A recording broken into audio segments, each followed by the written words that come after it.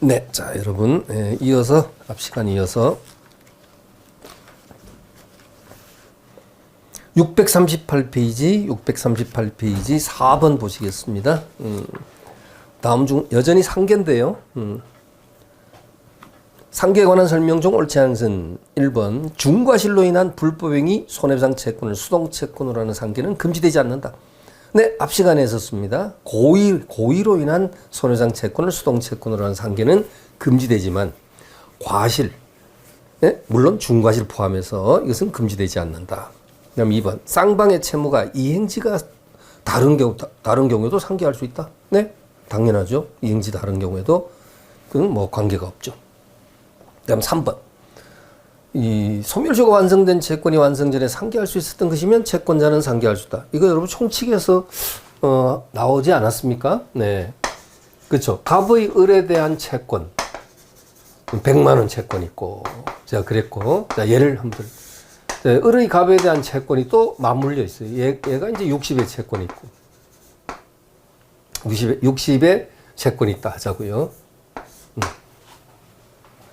근데 갑의 을에 대한 100만 원 채권은 소멸시효가 아직 완성되지 않았고 완성되지 않았고 살아있다는 얘기예요.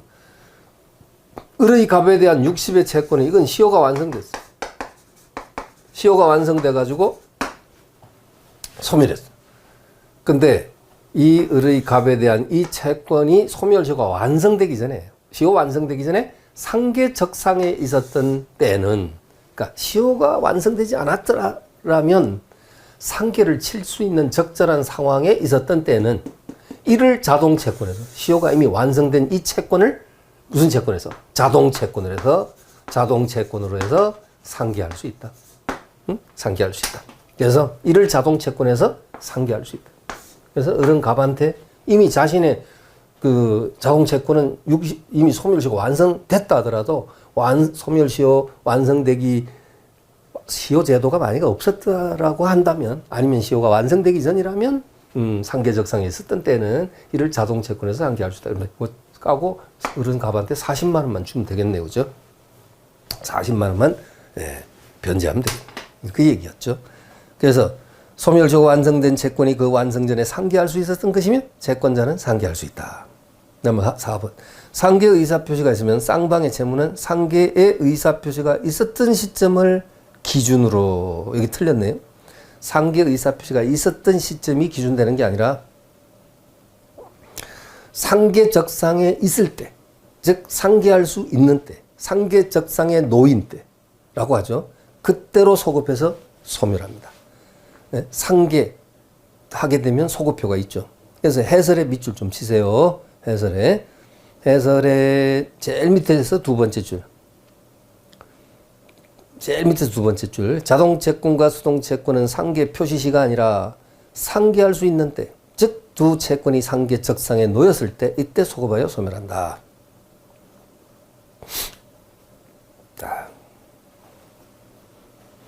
그 다음 5번 문제죠. 바로 밑에. 자, 가장 옳지 않은 것은 했습니다. 1번 부진적 연대채무자 중 1인이 자신의 채권자에 대한 반대채권으로 상계를 한 경우에 그 상계로 인한 채무 소멸 효력은 다른 부진적 연대채무자에 대해서 미치지 아니한다가 아니라 미친다. 절대적 효력이거든요.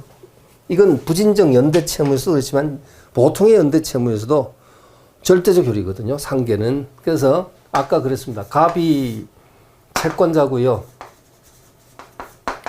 A, B, C가 연대채무자고요. 근데 이것이 이제 그냥 연대채무, 그냥 진정 연대채무냐 부진적 연대채무냐 구별 없이 일단 상계는 절대적 효력이거든요. 그러니까 뭐 그냥 연대채무로 하셔도 되고요. 아니면 지금 그 지문처럼 부진적 연대채무로 하셔도 됩니다. 근데 그러면 보통의 연대채무와 부진적 연대채무가 어떻게 다르냐는 것은 다수 당사자 사이 채권 관계로 넘어가서 언급하도록 하겠습니다. 자, 일단 연대채무자 중 1인이 반대 채권을 가지고 상계를 했다. 제가 아까 그렇게 예를 들었죠. 100배 채무가 있고 이걸 1대1로 대등 관계에 서면 결국 A는 300을 갚아야 됩니다. 300. 근데 마침 자기가 300의 반대 채권을 채권자 갑을 상대로 갖고 있었다. 반대 채권. 반대 채권을 가지고 있었어. 그래서 이 반대 채권을 가지고 상계를 쳤어. 상계. 그때는 절대적, 이건 일체형 절대적 효력이 있는 사유라고 그러죠. 일체형 절대적 효력. 왜냐하면 그럼 일체형, 절대적 효력, 상대적 효력 그러면 되지. 절대적 효력에 무슨 또 일체형이 있느냐 여러분이 반문하실 수가 있는데, 절대적 효력은요 일체형이 있고 부담 부분형이 있습니다. 다른 연대 채무자에게도 효력이 미친다 할 때 그냥 제한 없이 미치는 일체형이 있는가 하면 부담 부분형이라는 게 있습니다. 그건 이제 다음 시간에 우리 따져보도록 하자고 했습니다. 근데 이건 일체형입니다. 그 소리가 뭐냐면 300의 반대 채권을 가지고 상계치죠. 그러면 됩니까? 다른 연대 채무자에게도 그 효력이 미치니까 이게 다 없어지는 거죠. 그리고 100만 원씩 뭐 하면 돼요? 구상권 행사하면 된다. 구상권 행사. 근데 자 다음 시간이라고 자꾸 제가 언급하지만 만약에 다수 당사자 사이 채권 관계에 가면요. 만약에 A가 갑에 대해서 반대 채권을 갖고 있는데 얘가 적극적으로 상계를 안 치잖아요. 그럼 다른 연대 채무자가 그 반대 채권을 가진 그 연대 채무자의 반대 채권을 가지고 상계를 하면 이때는 부담 부분에 한해서 미친다. 그래서 그 부분을 지금 여기서는 그까지는 하지 않겠습니다. 일단 사례 설명을 다음 시간 그 해당 부분으로 돌리겠습니다. 자, 그럼 어때요? 그럼 어떻습니까? 다른 자에게 일단 미친다고요, 이격이. 그래서 1번 부진정 연대 채무자 중 여기는 연대냐 부진정이냐 이거 관계 없어요, 여기서는. 예, 여기 이 효력 부분, 상계 부분은 1인이 자신의 채권자에 대한 반대 채권을 상계를 한 경우에 그 상계로 인한 채무 소멸 효력은 다른 부진정 연대 채무자에 대해서 미치지 아니한다면 상대적 효력이라는 소리인데 미친다. 그 다음에 2번 양도 또는 대위되는 채권이 원래 압류가 금지되었던 것이었던 경우에는 그 채권이 양도되거나 대위 요건이 구비된 이후에 있어서도 자, 뭐 여러분 한번 읽어보십시오. 이것도 우리가 뒷부분에 채권 양도 채무 인수 이제 해야 되죠. 또 다수 당사자 사이 채권 관계 다음에 채권 양도 채무 인수 나오는데 그 채권 양도와 관련된 뭐 그런 보증 이런 것과 관련된 지문들입니다. 2번, 3번 한번 읽어보시고요. 혹시 여기서 이해가 안 되시더라도 좀 보류해 두세요. 4번은 뭐 반복된 거죠. 채무가 고의의 불법행위로 인한 것인 때는 그 채무자는 상계로 채권자에게 대항하지 못한다. 이건 뭐 반복된 것이고. 그다음에 채권 소멸 사유 혼동은 뭐 문제될 가능성이 좀 희박하다고 보고 넘어가겠습니다. 자, 644페이지. 자, 이렇게 해서 채권 소멸 사유는 이 정도로 한번 풀어보시고요. 644페이지 보면 책임재산의 보존에서 채권자 대위권과 채권자 취소권이 나옵니다. 채권자 대위권과 채권자 취소권.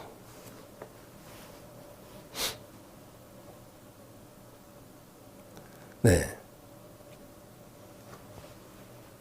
자, 그러면 1번, 644페이지 1번.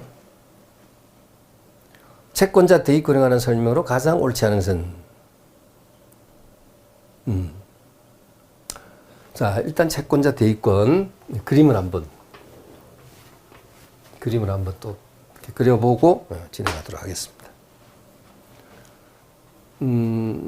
갑을 채권자라 하고요. 그 다음에 을 채무자. 이제 통상 수평적으로 갑을 이렇게 했는데 여기는 아무래도 채권자 대위권, 채권자, 채무자, 제3채무자가 이렇게 연계되어 있는 관계로 해서 채권자, 채무자, 그 다음에 병을 제3채무자 이렇게. 그 뭐 이런 이들 관계는 뭐 아까도 했고 그죠? 여러분 뭐 다 아시고 채권자, 채무자, 채권자, 채무자 이렇게 채권 채무가 이렇게 얽혀 있는데. 근데 이제 채권자 입장에서 바라보면 얘가 채무자, 얘를 제3채무자. 그래서 갑이 을에 대해서 가지고 있는 채권을 피보전 채권.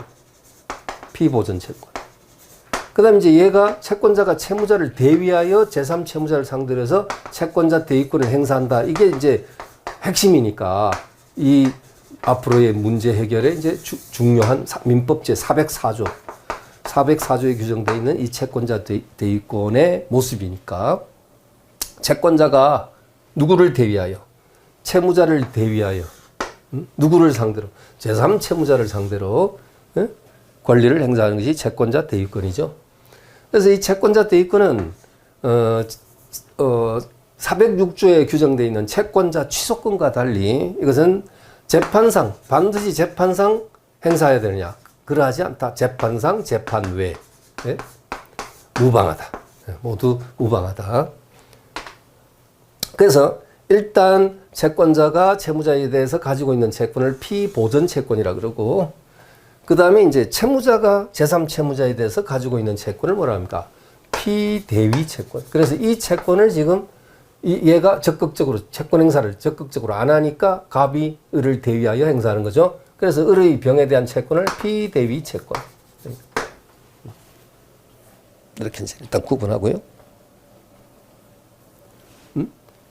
그래서 이 피보전 채권은 일단 보전의 필요성이 있어야 되고요. 자, 보전의 필요성. 1. 보전의 필요성이 있어요.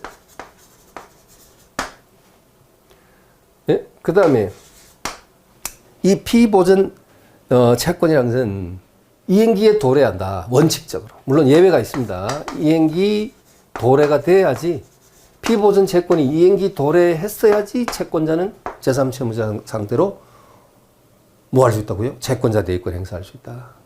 예. 그리고 피보전 채권은 보전 필요성이 필요한데, 이 피보전 채권은요, 금전 채권일 수도 있고 특정 채권일 수도 있어요. 금전 채권, 특정 채권.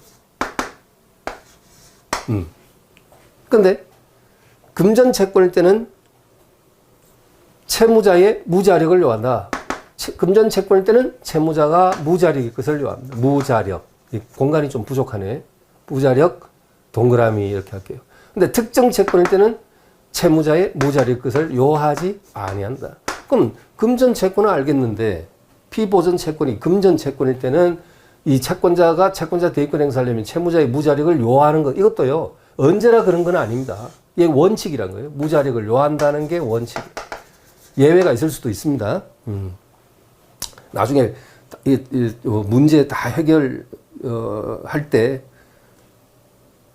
다 바탕이 되는 겁니다. 지문 해결의 열쇠가 되는 거예요. 지금 설명하는 게. 특정 채권일 때는 채무자 무자력을 요하지 않습니다. 그럼 이 소리는 뭐냐면요. 그럼 금전 채권은 뭐 갑이 을에 대해서 돈 빌려주고 받을 수 있는 대여금 채권은 금전 채권이고, 뭐 쉽게 말해서 특정 채권하면 뭐 생각하면 돼요? 특정 채권은 아예 딱 하나만 생각하세요. 거기서 벗어나지 않으니까 특정 채권 하나만 생각하자. 등기 청구권, 등기 청구. 을이 병에 대해서, 그러니까 갑이 을에 대해서 등기를 행사할 수 있는 등기 청구권, 등기 청구권. 이건 특정 채권. 이것을 이것에 있어서는 채무자는 무자력을 요하지 않는다. 그 다음에 이행기에 도래한다. 자, 피보전 채권이 이행기에 도래했을 때 채권자는 제3채무자를 상대로 채권자 대위권을 행사할 수 있다는데, 여기에도 예외가 있다. 예외. 어떤 예외가 있느냐. 법원의 허가를 받으면, 법원 허가를 받으면 이행기 도래 전에도 채권자 대위권 행사할 수 있고요. 또는 보존 행위. 보존으로 나올 수도 있고 보전으로 나올 수도 있습니다, 여러분. 보전 행위 내지는 보존 행위, 같은 개념으로 다루십시오. 이런 경우에는 이행기 도래 전에도 채권자 대위권 행사할 수 있어요. 그 소리가 뭐냐면, 여기 한번 보십시오. 법원 허가는 일단 법원 허가가 있거나 또는 보존 행위 또는 보존 같은 말, 이거 뭐냐면 지금 소멸시효를 지금 중단시켜야 되는 이런 상황이에요. 이 소리가 뭐냐면, 자 보세요. 채무자의 제3채무자에 대한 채권 있잖아요. 이 피대위 채권. 어떻게 보면 피대위 채권이 지금 소멸시효가 거의 완성될 무렵이에요. 지금 이렇게 진행돼 갖고 거의 완성될 무렵인데, 당장 소멸시효가 곧 이제 완성돼 버리면 이 을의 병에 대한 채권이 없어져 버리잖아요. 그런데 이 채권자가 그 소멸시효의 중단을, 을의 병에 대한 이 채권을 하려고 보니까 자신의 피보전 채권이 아직 이행기에 도래하지 않았다. 그럼 이거 못한다. 그건 말이 안 되는 거지. 응? 응? 그러니까 채권자의 채무자에 대한 피보전 채권이 이행기 도래하지 않았다 해서 을의 병에 대한 채권이 지금 소멸시효가 지금 완성돼 버리고 없어지면 채권자한테도 불이익이 생길 수 있는데 대위권 행사 못하면 불이익이잖아. 그죠? 그래서 이행기 도래하지 않았다 해서 이러한 중단 행위를 대위할 수 없다라고 한다면 채권 행사를 을의 병에 대한 채권에 대해서 대위권 행사할 수 없다라고 한다면 이건 을도 불이익이지만 누가 더 갑이 더 불이익이 될 수 있단 말이죠. 그래서 이런 보전 행위 같은 이런 것들은요. 피보전 채권의 이행기 도래를 요건으로 하지 않는다. 이렇게 여러분이 이해하시면 되겠습니다. 그러니까 이행기 전에도 가능하다는 얘기죠. 네. 그 다음에 여기 피대위 채권도 그 성격이 피대위 채권도 일신전속권이 아니어야 돼요. 일신전속적 권리. 일신전속권이 아닐 것. 그냥 일신전속권 X 하려고 했습니다만 일신전속권이 아니야지 이 피대위 채권이 될 수 있습니다. 그러면 예를 들어서 뭐 친생 부인권이라든가 인지청권 이런 것들은 일신전속권이죠. 친생 부인권, 친생 부인권, 인지청권 이런 것들 말입니다. 이런 것들은 대위권의 객체가 될 수 없습니다. 피대위 채권이 될 수 없어요. 또 유류분 반환 청구권, 유류분 반환 청구권 이런 거 있죠. 유류분 반환 청권 이렇게 줄여서 청권 그렇게 해요. 이런 것들은 피대위 채권이 될 수 없다. 그러니까 일신 전속권이니까 될 수 없다. 네. 그다음 마지막으로 그쵸. 당연히 피대위 채권은요. 채무자가 스스로 권리를 행사하지 않고 있어야 돼요. 요건이 스스로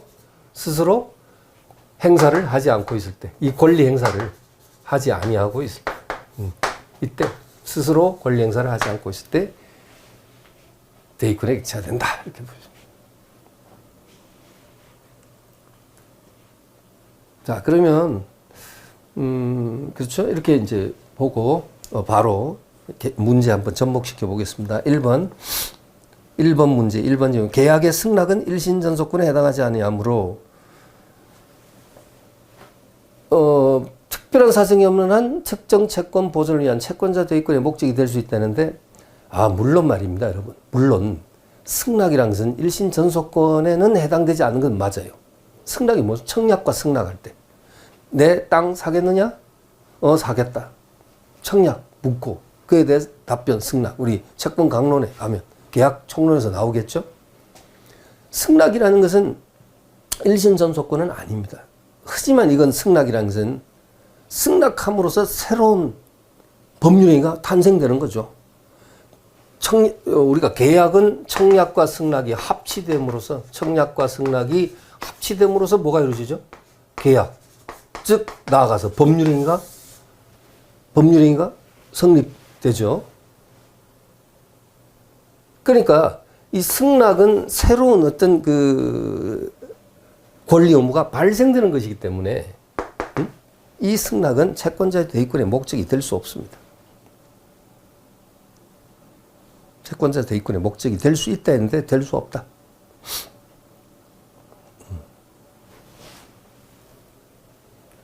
그러니까 이 채무자가 승낙을 하지 않는 승낙에 할 수 있는 지위에 있는데 이것을 채권자가 승낙을 대위권 행사한다? 이것은 인정될 수가 없다. 그 다음에 2번. 채권자는 그 채권 기한이 도래하기 전에는 그 채권이 어떤 채권을 말합니까? 피보전 채권, 피대위 채권, 피보전 채권. 요거. 피보전 채권.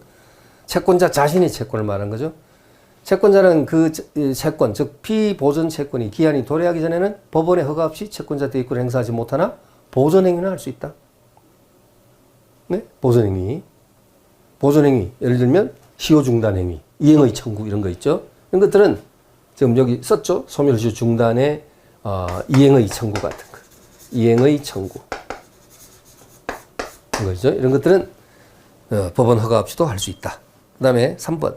채권자 대위권 행사함에 있어서 채권자가 채무자를 상대로 하여 그 보존되는 청구권에 의한 이행 청구의 소를 제기하여 승소 판결을 선고받고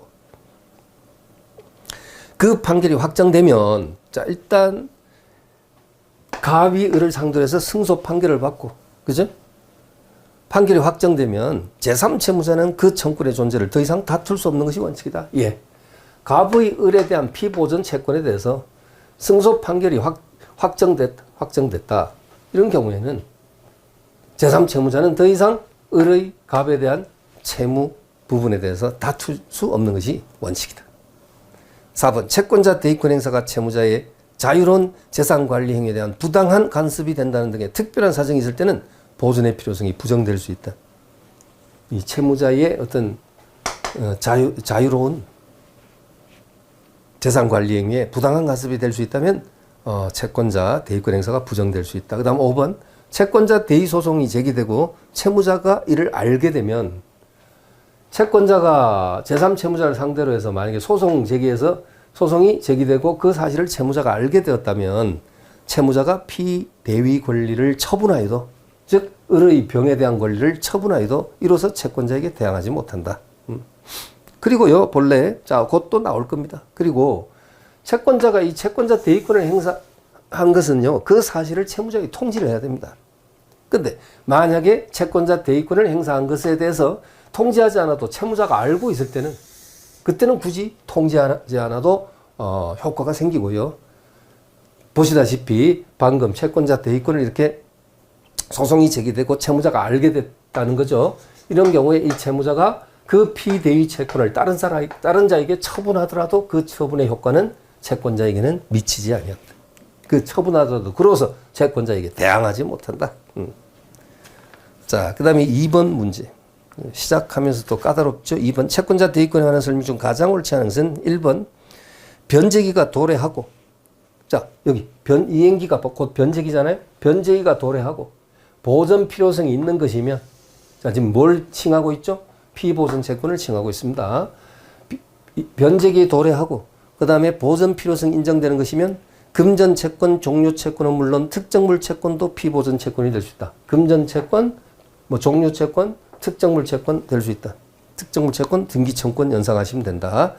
2번 채권자 대위 소송에서 피보전 채권이 인정되지 않으면 채권자 대위 소송에서 피보전 채권 자체가 인정이 되지 않는다면 부적법 각하해야 한다. 무슨 부적법 각하입니다. 부적법 각하. 네. 그 다음에 3번 네? 채권 보전 필요성. 채권 보전 필요성은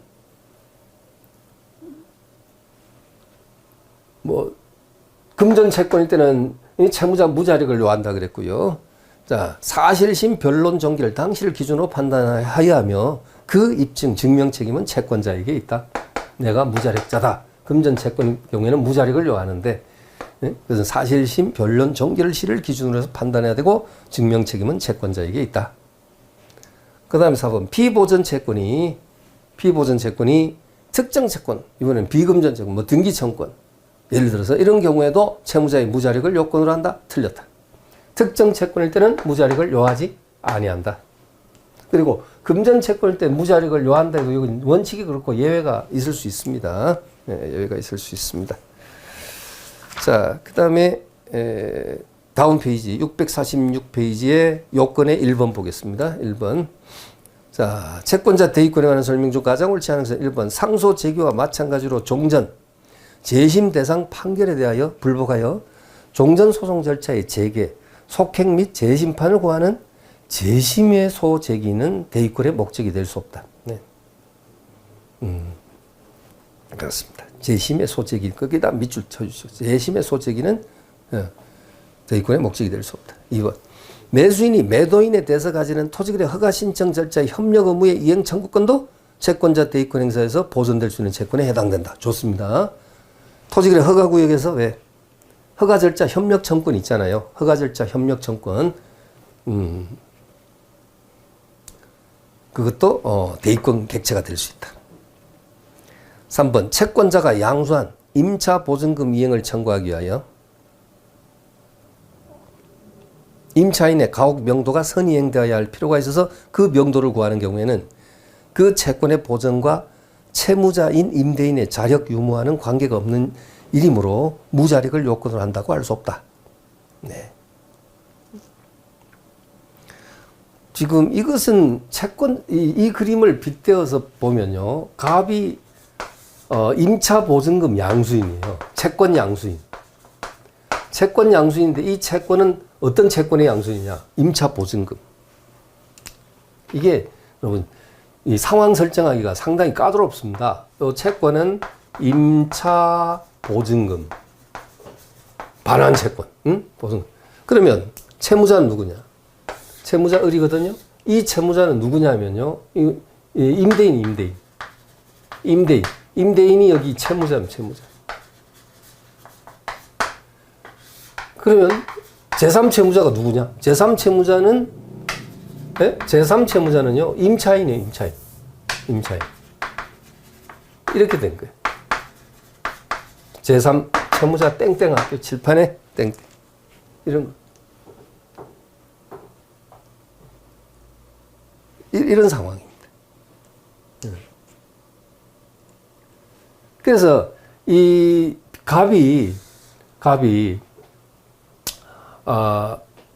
임차 보증금을 돌려받을 수 있는 채권을 양도받았단 말이에요. 임차 보증금을 반환받을 수 있는 반환 채권을 양도받았어요. 그럼 이 채권은 누구에 대한 채권입니까? 임대인에 대한 채권이지, 을에 대한 채권이죠. 네, 을에 대한 채권입니다. 그런데 을에 대한 채권인데, 을은 또 병에 대해서는 어떤 채권을 갖고 있냐? 을이 갑한테 보증금을 반환해 주려면 동시행 관계 서는 게 뭐요? 목적물 명도 청구권이지. 그래서 을은 병에 대해서 이 임차 목적물에 명도 청구권이 있다. 상황 설정이 대단히 어렵습니다. 네. 명도 청구 있어요. 그리고 이 갑이 지금, 여러분, 갑이, 명도, 그러니까 병으로부터 을이 주택 인도를, 명도를 받아야 보증금 돌려 동시행 관계에 있으니까, 그죠? 이런 상황이에요. 자, 이럴 때 과연 이 임차 보증금 반환 채권이라는 피보전 채권에 대한 이 이 피보전 채권인 임차 보증금 반환 채권에 대하여 이 임대인, 즉 채무자의 무자력을 요하느냐, 이런 경우에 이 무자력을 요하느냐, 이런 경우는 무자력 요하지 않는다, 관계 없다는 거죠.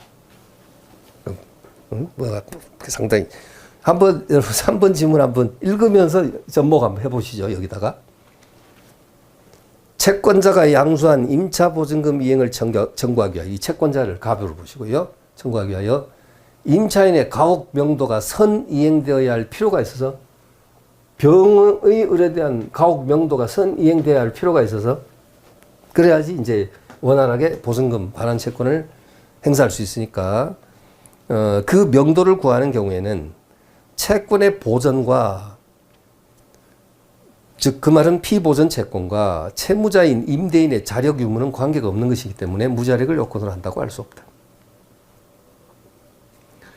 맞고요. 4번 채권자 대의 소송을 제기한 경우 제3채무자는 채권자의 채무자에 대한 권리의 발생원이 된 법률행위가 무효라거나 위 권리가 변제 등으로 소멸했다는 등의 사실을 주장하여 채권자의 채무자에 대한 권리가 인정되는지 여부를 다툴 수 있다.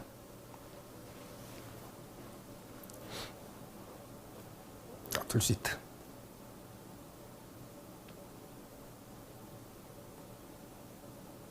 네, 자,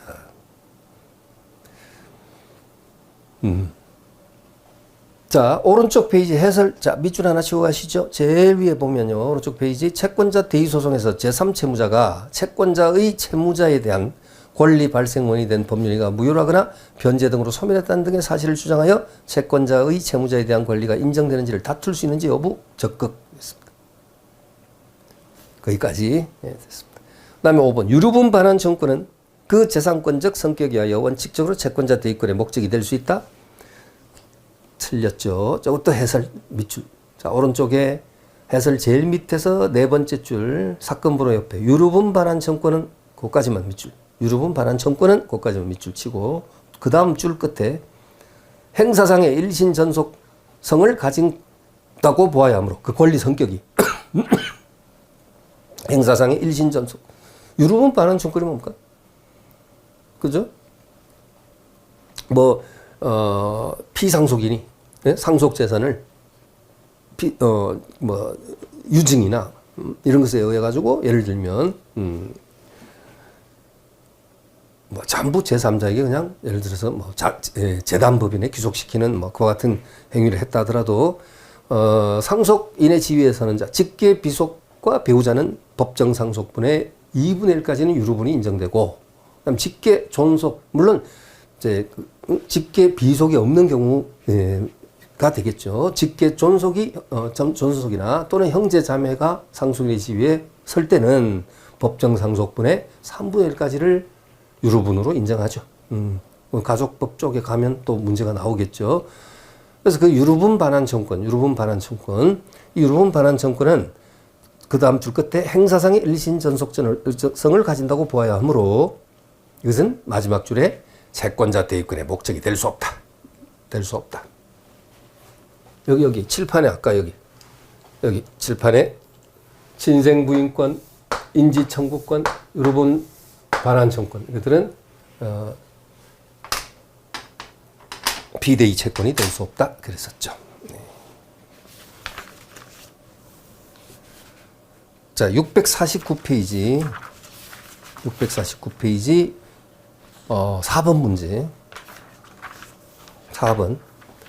자, 채권자 대위권에 관한 설명으로 옳은 것은 있는데 1번 채권자 대위권은 재판상 소구의 방법으로만 행사한다. X.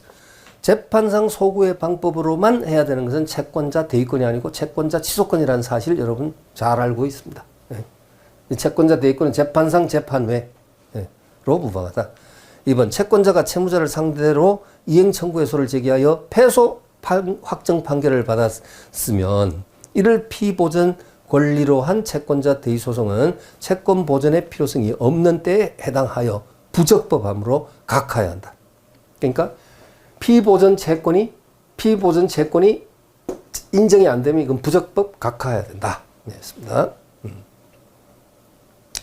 3번 금전 채권을 피보전 권리로 하여 채권자 대위권을 행사하기 위해서는 반드시 채무자의 무자력을 요건한다. 여러분 여기 무자력 금전 채권인 경우에는 채무자 무자력을 요하는 게 원칙이라고 그랬죠. 반드시 그런 건 아닙니다. 그럼 이게 반드시 그런 것은 아니거든요. 요건 잠깐만 여러분 보시면은 이것은 그 사례가 있어요. 지금 어디 보면 조금 이따 보고요. 일단 잠시 후에 보겠습니다. 반드시 그런 건 아니에요. 그래서 반드시 때문에 틀렸어요. 잘 봐야 되겠습니다. 4번 채권자가 채무자를 상대로 자백 간주에 의한 승소 확정 판결을 받고 자 어쨌든 갑이을에 대한 승소 확정 판결을 받았단 말이에요. 제3채무자를 상대로 채권자 대위 소송을 제기한 경우에 제3채무자가 채권자의 피보전 채권의 부존재를 주장하는 것은 허용될까요? 허용되지 않습니다.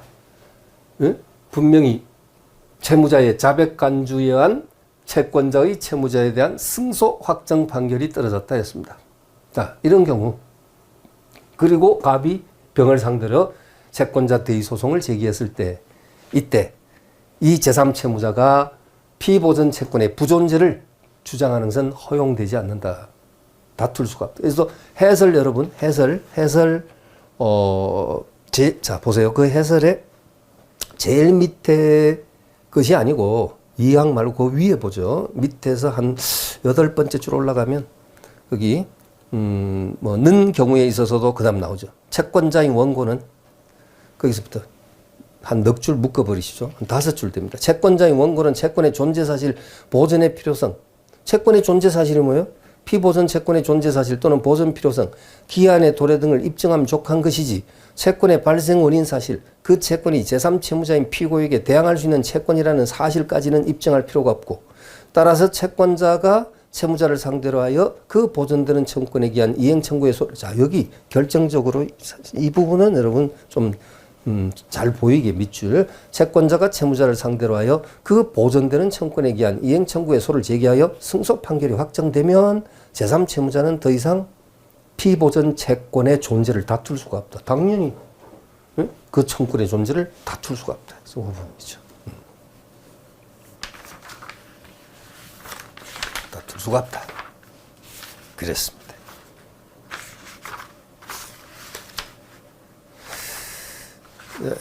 자, 그렇고요. 일단 그 4번에 그 3번 지문에 반드시 그 부분이 있었죠. 반드시. 요건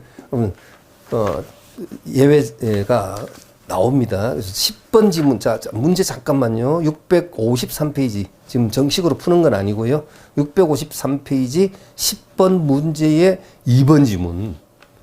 이 2번 지문인데요. 이 2번 지문은 분명히 금전 채권인데도 채무자 무자력을 요건으로 하지 않는다는 거예요. 그 위임 관계에서 나오는 내용이거든요. 그래서 이건 다음 시간에 설명드리도록 하겠습니다. 그래서 다시 한번 말씀드리면, 즉 금전 채권은 채무자의 무자력을 요하는 것이 원칙이지만 반드시 그런 건 아니라고요.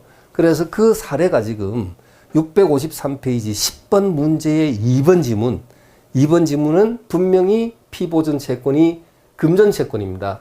금전 채권. 어디서 나오는? 위임 관계에서 나오는 수임인의 사무 처리 비용과 관련된 금전 채권이거든요. 그런데 그건 채무자의 무자력을 요하지 않는다는 그 같은 사례가 되는 거거든요. 그래서 그것은 지금 이렇게 설명하고 끝내는 게 아니라 다음 시간에 그림을 그려서 다시 구체적으로 좀 설명드리도록 하고요. 네. 오늘은 이번 시간은 여기까지 정리하도록 하겠습니다. 그래서 다음 시간 이어서 649페이지 밑에 5번 문제부터 추가적으로 설명하도록 하겠습니다. 자, 여러분 수고하셨습니다.